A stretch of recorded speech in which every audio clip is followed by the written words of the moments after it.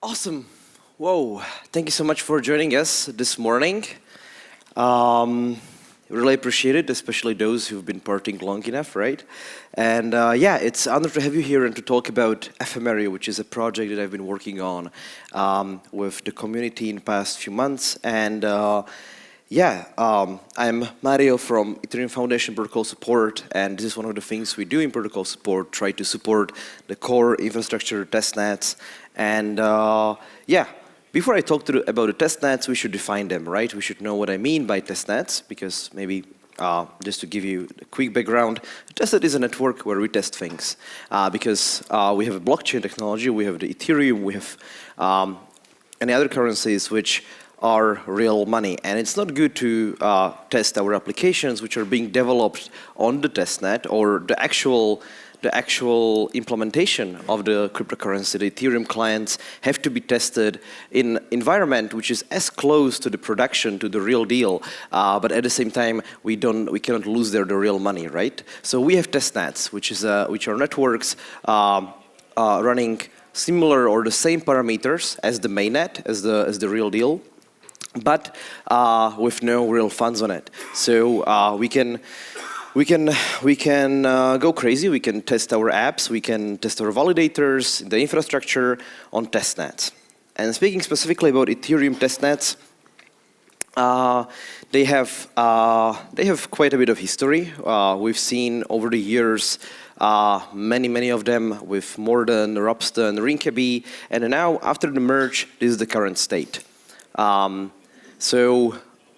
Before the merge, the old testnets were either deprecated or merged into the proof of stake. And from those, for example, Ropsten, it was the oldest proof of work testnet at the time, and that was killed here, by the way, in the hackerspace. We met with the Get team and we merged the shit out of it, and it got deprecated. So that was the Ripsten, and we ended up with just two testnets, Curly and Sepolia. Gerli actually started as a proof of authority testnet. It was a new project invented or started at ETH Berlin by Afri and the community around there, which was always basically a community testnet. And with the Praetor, the beacon chain connected to Gerli, it's been the place for testing the beacon chain, the merge over the past 2 years or more, right? Since before beacon chain. So the Gerli, now, after the merge, is the only public testnet with open validator set. That means that it's the only one where you can actually test your clients to run as a validator and then switch to mainnet to try whether your validator keys and the whole setup works. But being started in the 2018, it's quite old, quite big, which means that it has large state and most importantly, lack of funds. You heard about the huge fuck-ups with all the faucets empty and people actually selling Gerli ETH, which is like a total fail of what testnet is supposed to be, right? It's supposed to be this completely free open network where anybody can just test anything. And on the other hand, we have Sepolia launched roughly a year ago, more than a year ago, so it's very young testnet compared to Gerli. And I would say that it's the place to test your applications right now. However, Sepolia has a closed validator set. It doesn't allow anybody to run a validator. It's mostly the client teams and the core devs running the validator infrastructure, so we make sure that it's stable. So this is the state right now. And the problem with not just two of these, but all of the testnets that we deprecated and what is eventually happening to these is that they run into certain issues after a long time. Already mentioned, not enough supply, because the testnet starts with a certain supply which is distributed over the faucets, and it doesn't have a value. People don't really think about sending it back or doing something with it. It ends up just lost in a bunch of test wallets and or locked in dead beacon chain or something. So the supply might be inefficient, and we end up with empty faucets, tweeting, "Oh, send me some Sepolia, please." Yeah. there might be issue with the validator set, with people not being properly incentivized to keep their validators running. We might end up not reaching finality and have the issues to keep the network even finalizing. Yeah, the size with testnets being a few years old and people just deploying anything they want, it can be pretty big, right? So it can take you some time to even run the node. If you just want to test something, you want to do it fast, right? So it takes the time to bootstrap the node, and also you have higher requirements to even run it. So if somebody just wants to play with Ethereum, he still needs a bigger machine. And these over time, these testnets will anyway end up deprecated. Now it's becoming more of a standard. Before it was ad hoc, like we realized that the testnet should be deprecated. Thanks to Ephemery now, the plan is to know the deprecation ahead. So the Gerli is being deprecated right now, going to be replaced by Holešky or Holešovice testnet, which is named after the place that we are standing right now, this part of Prague. But it was started a year ago at ETH Prague here. And the Holešovice is supposed to be supported for like 2-3 years, so we know exactly when it's going to be deprecated. And with this in mind, why cannot we create actually a testnet which is not deprecated deterministically, or that we know when it's going to get shut down, but what if we shut it down and automatically and reset every now and then, and everybody just counts with it. So we go back to the genesis every time, and that's Ephemery. So this is a novel approach to the public testnets that we've been working on. And yeah, as I said, basically, it's an automatically reset testnet. Every given period, the period can be arbitrary, right? It can be a few weeks, few months, anything that community agrees on. The testnet just drops everything and goes back to zero, to genesis. That means that all of the funds go back to the faucets. All of the validators are clean, and there is just the genesis set of validators, which is supposed to be secure. And this is still the single infrastructure. It's still the same clients running the testnet, which means that you have just the same block explorer, the same RPC, and you connect to the same network, but it's a new network let's say every week. What we can achieve here is not just enough supply for everybody, because if you just waste all the supply this week, it's just going to reset back, and we have it all back, right? What is great that we also can ensure that we have secure validator majority that will always finalize, because we can just calculate how many validators we need to always keep the majority, right? So if there is the period to activate the validator, and we can make sure that, I don't know, we have 500K validators. It would take 1 month to lose the 66% majority there. So we know that if it's running for less than a month, it will be always secure. Nobody can take over the testnet, even if we have all the funds for free. Oh, and what happened just now? Okay, sorry. Okay, just wanted to show you this. Yeah, so this is the resource repo, just some general information. I'm going to share more resources soon. Yeah, it's on my GitHub ephemeral testnet, and the idea here is that Ephemery is sort of an implementation, but the ephemeral testnet, or the automatically reset testnet, is a specified concept which is implemented here, but you can just run your own nodes with the same specification or fork it. So you can actually, it's running, right? It's happening. It's not just an idea. It's been running since December last year. Actually, it started, the discussion was boosted by DEF CON in Bogota with, we had a chat with Afri, Danny Ryan, but also people from here, actually, Lumir, Mohammed, who've been participating in the Holešovice testnet. And we came up with this idea, and it started, well, thanks to PK910, Remy Roy from EatsTaker, and other people from community who contributed, started around December. So we actually started testnet, so it's running, you can connect there. I'm going to show you the links, but what is it good for? Why would you like to use it? First of all, the short-term testing, which means the applications which you need to test just right now. Just imagine how many friggin' hello worlds is there on Gerli. Like, we don't need that if you're just starting as a dev or you're doing something at a hackathon right now and you're just testing it, you're not going to need it in 1 week or in a month or something.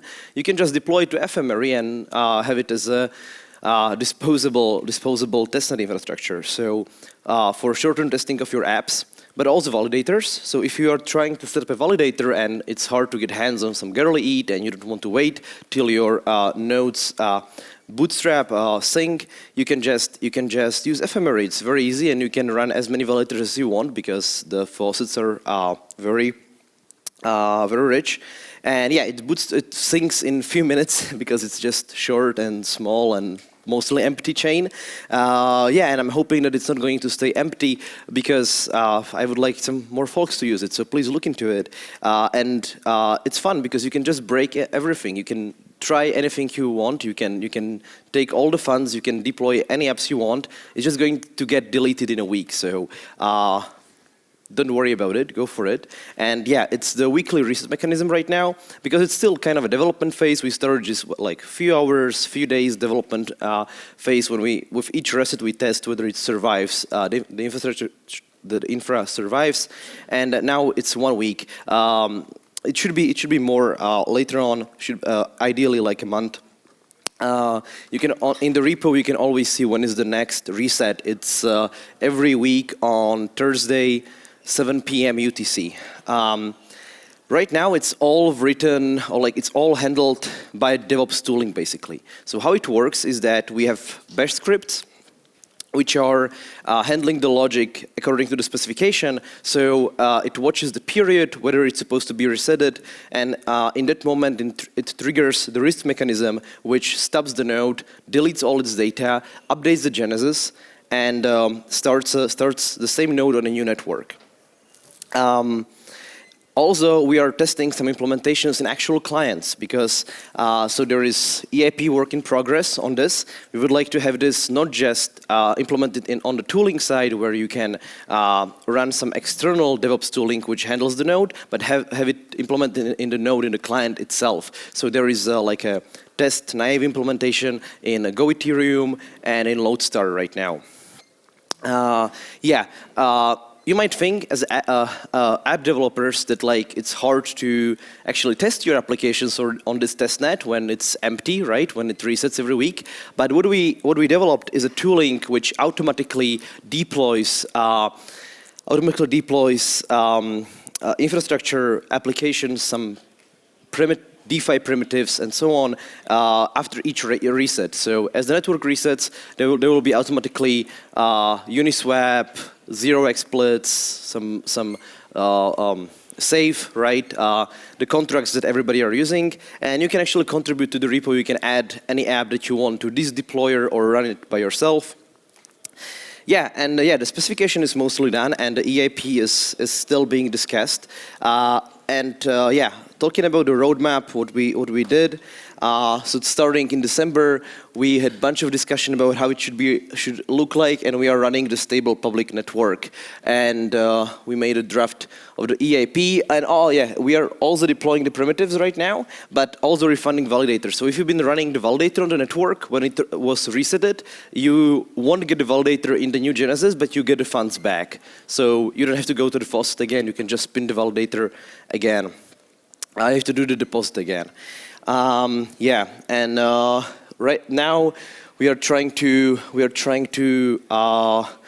make it run within the client itself and have connect the public chain to also. There is the Go Ethereum fork running on the public chain already, but we need to have a proper client pair doing this. Right. So how it works? It defines two functions. One is the genesis and the reset. So the genesis basically is deterministic genesis, which creates the new genesis state for each network iteration. So it's, let me show you how it works exactly. Come on. Right. So how it's supposed to work?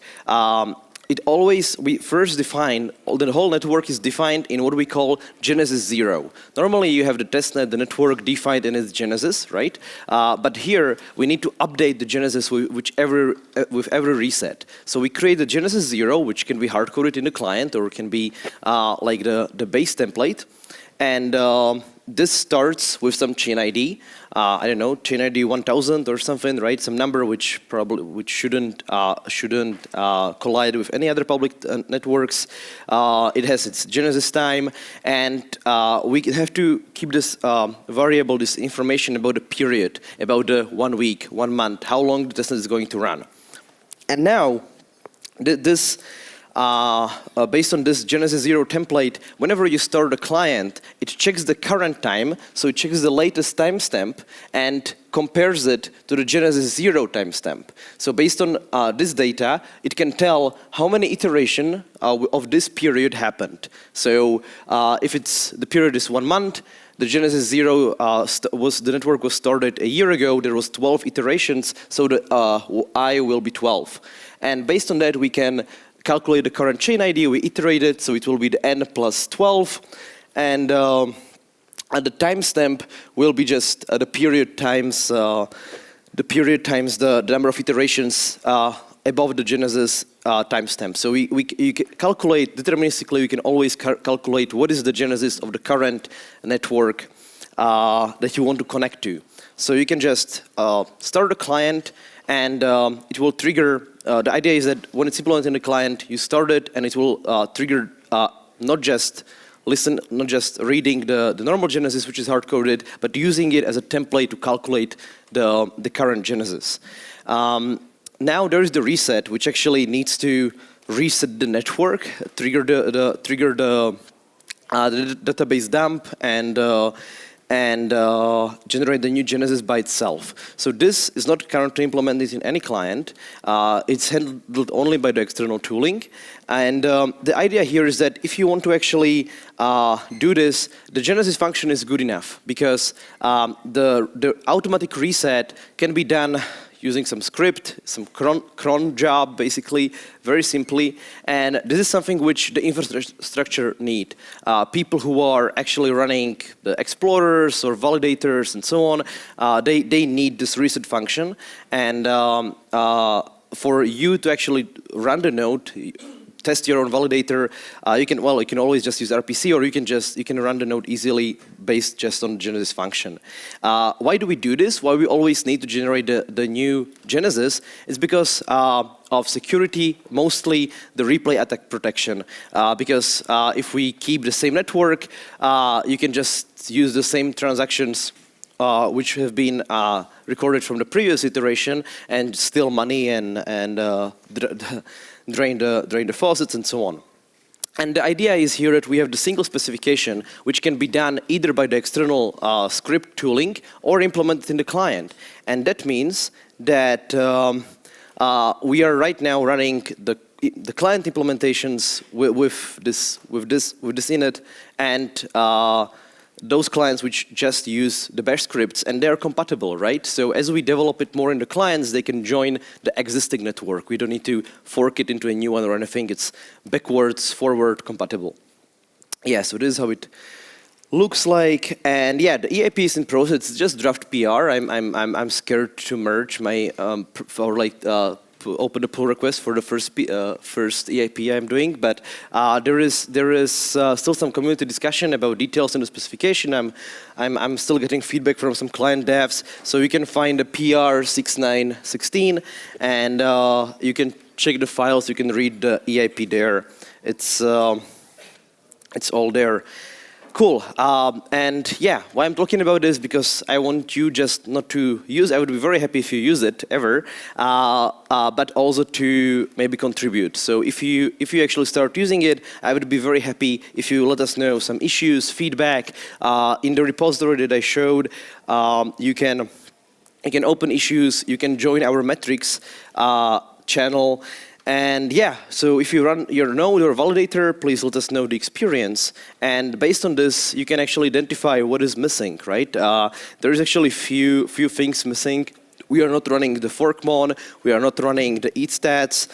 We have a bunch of explorers and so on deployed, but there is maybe something that you are using and you miss in the infrastructure around testnet, so you can contribute by starting this, building this, and yeah, helping with the DevOps tooling, which again I'm explaining that this is the bash script implementation is the main one to use, but you can do this in any other way that you prefer. Maybe you can do it in some Ansible scripts, maybe you can use some Python or something to end up with a different but better user experience handled alternative how to deploy the Ephemery client. And yeah, and ultimately, if you are into the client development and you'd like to look into implementing this custom network in some of the clients, that would be very, very helpful. And the idea here is that you might be doing this with an EPF. And I'm going to talk about this tomorrow as the very last talk of this conference, but there is the Ethereum Protocol Fellowship happening right now. If there is anybody interested in anything within the core protocol development, if you're technical and want to dive into this, if you want to learn about core development, please just find me here. I'm really glad to talk about this. The applications are closing in 1 week on Friday, and this is a completely open, permissionless program which can help you to dive into the core and even work with the current core devs. And one of the projects that you can work on that I propose here is implementing this testnet within the clients and helping with its infrastructure. Right, you can you can use it for your short-term testing, validator testing, and it's all on ephemery.dev. So on this website, very simple to remember, right? You have all the resources linked to those repos, linked to our metrics chats. We have a metrics server where we are discussing all of the development, and if you're interested in having the discussion, please join us. Yeah, I would maybe before I finish, I would also like to mention that there is going to be the Holešovice testnet coordination call on Thursday. We're going to attend it as Ephemery testnet people, but anybody who is interested in testnets or helping with the next iteration of the public testnet infrastructure can join. And I guess that's it. Yeah, thank you so much.